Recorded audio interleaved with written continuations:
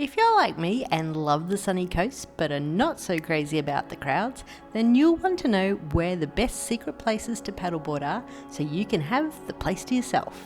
Come with me as I share my top 5 places to escape the crowds and explore the best secret paddleboarding spots on the Sunshine Coast. Stay until the end as I save the best for last and share my bonus tips on how you can enjoy the place to yourself. Number 5. Broome Pocket is located in the Blackall Ranges and is the furthest location from the coast, but don't let that deter you.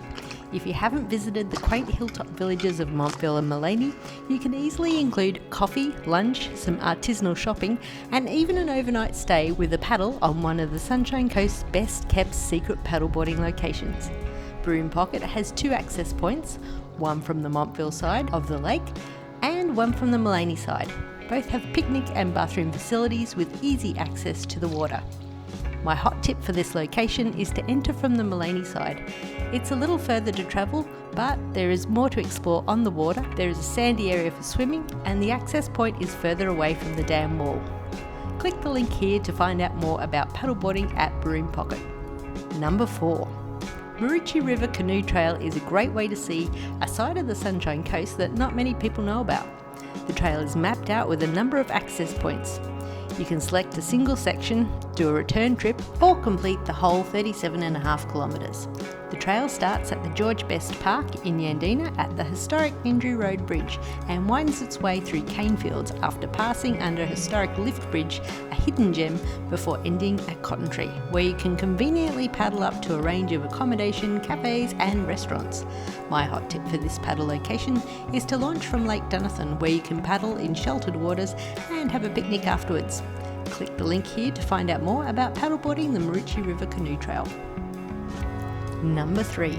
Lake Macdonald by the Noosa Botanic Gardens is a tranquil meandering lake which borders on picturesque country properties.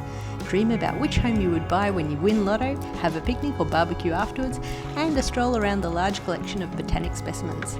If you time it right, you can even watch a performance or listen to live music in the amphitheatre.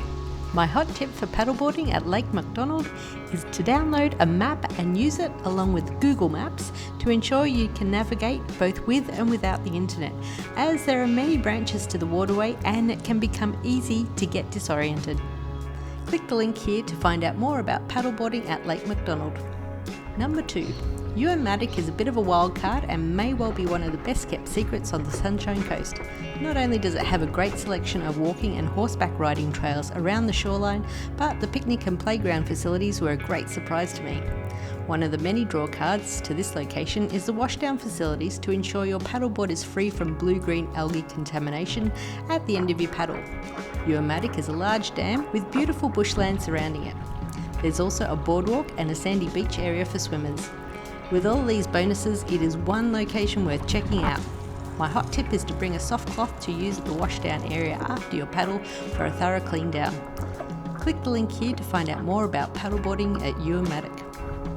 Number 1. The Noosa River Everglades are one of only 2 Everglades systems in the world.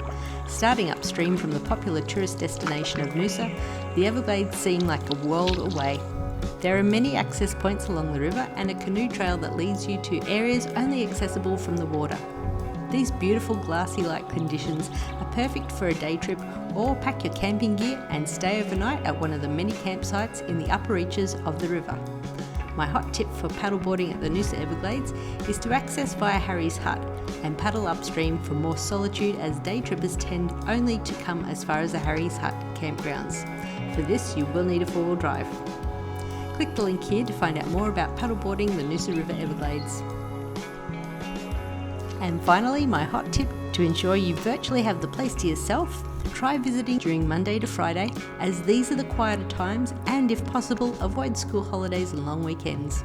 If you're visiting during the summer months, make the most of the calm, still mornings and get out on the water before the hottest part of the day.